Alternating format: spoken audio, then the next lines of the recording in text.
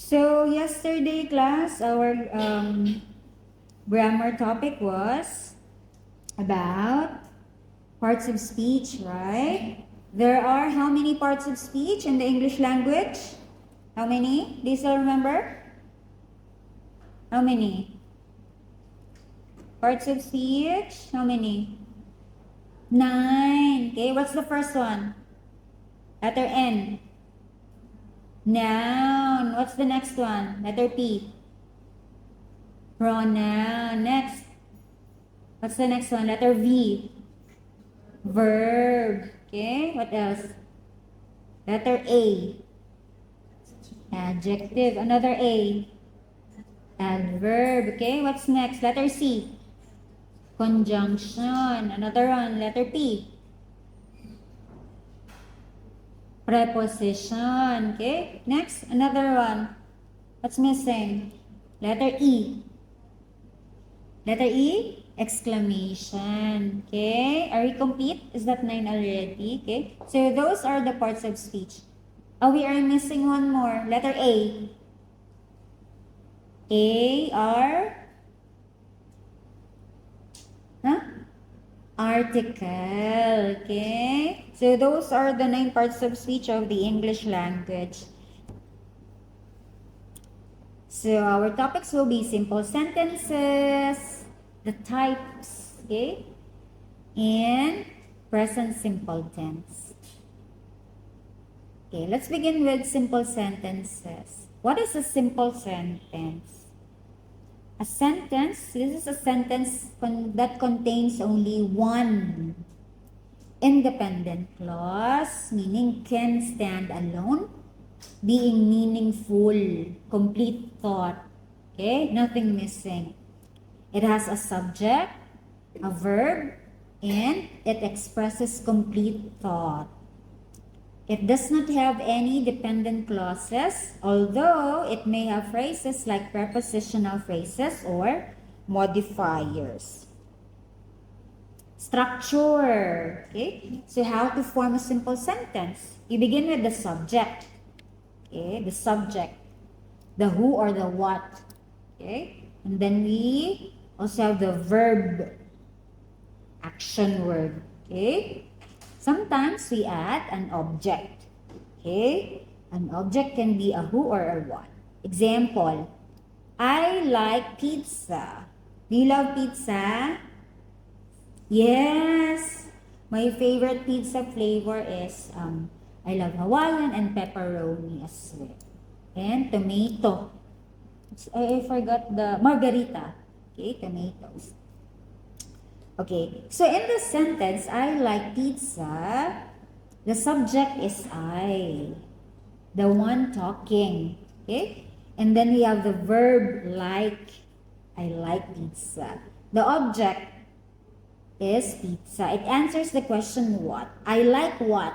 You like what? Pizza. That is the object of the verb. Okay? More. Okay? More structures. So it can also be subject plus a predicate. Okay? Verb plus any other necessary words. So how do you know if it's the predicate? It starts with the verb of the sentence. Okay? The subject tells who or what the sentence is about. The predicate tells something about the subject. Okay? Example. In the sentence, my brother is a doctor, the subject is my brother. Okay? What or who are we talking about? My brother. Okay? And then, the predicate being said about the subject, the brother, okay? The predicate is a doctor. Okay? That is why the predicate starts with the verb. Okay? The verb is, the linking verb is. Another example. She runs fast. In this sentence, the subject is the pronoun she. Okay? Being talked about, the she. And then the predicate runs fast. From the verb runs, and then the adverb fast. Fast is an adverb of manner. Okay, there are different types of adverbs. So basically, class, there are 4 types of simple sentences. Declarative, meaning to declare something, to say something. Example, what do we say? I'm hungry. I'm declaring, I'm stating that I'm hungry. Okay? Interrogative. Okay? From the word interrogate. Just like police women or policemen interrogating prisoners, okay? Or criminals. To interrogate means to question, to ask. Okay? Imagine a prison. Okay? Next, number 3, imperative. When something is imperative, it means it's a command. It's a requirement. It's required. Okay? It's necessary. Okay? It's imperative that you study before the quiz. Okay? It's important. It's a must. Okay? It's a requirement. Number 4, exclamatory, from the word exclaim. From the verb exclaim. To exclaim means to say with strong emotions. Example, I hate you. that's a sentence with strong emotions. Okay, I hate you. Okay, you are bad. Okay, strong emotions. Those are just examples. So how do we know if a sentence is declarative? Okay. It ends with a period, class, as you can see. That is the punctuation mark. It ends with a period. Okay, example, I like to read books. Okay, the sky is blue, but now the sky is gray because it's rainy season. I take care of myself. Okay, I love pizza. Okay, I'm hungry. Are you hungry? Are you hungry? That's the next type of question, interrogative sentence, okay? So interrogative again is used when you want to ask something, okay? So how do you know if it's interrogative sentence? It's very simple. You can see a question mark, okay? So example, where are you going after class? Where are you going?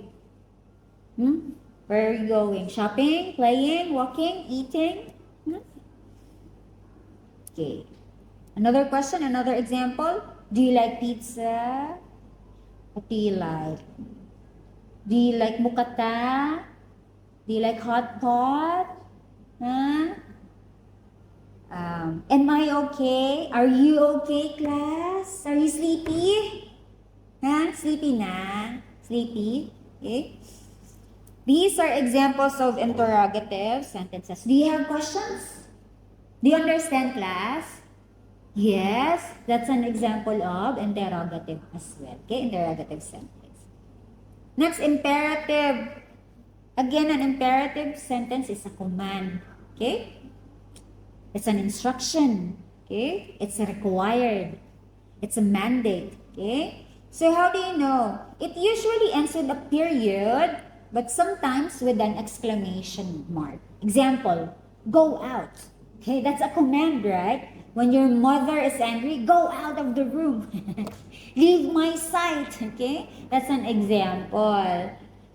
But you can also say it without emotions, without exclaiming. Okay? Please close the door.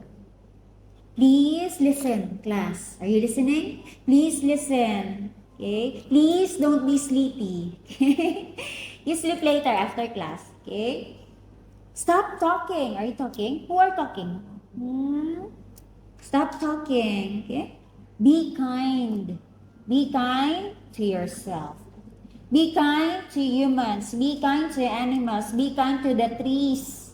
Be kind to the plants. Okay? Be kind to earth. Plus, you know what? 25 years ago, this forest was empty. And then MFU, they planted trees. Now we have a lot of trees here.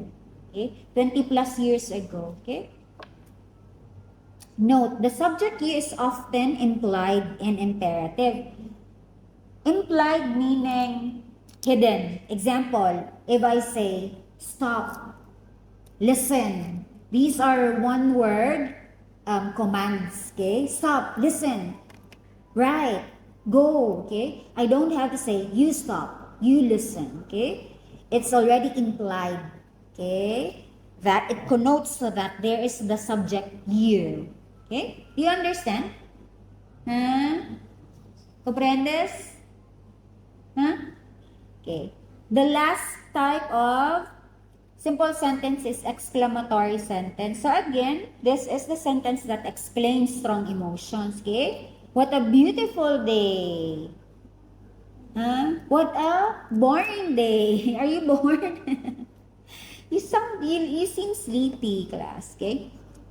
I can't believe it. Hmm? I did it myself.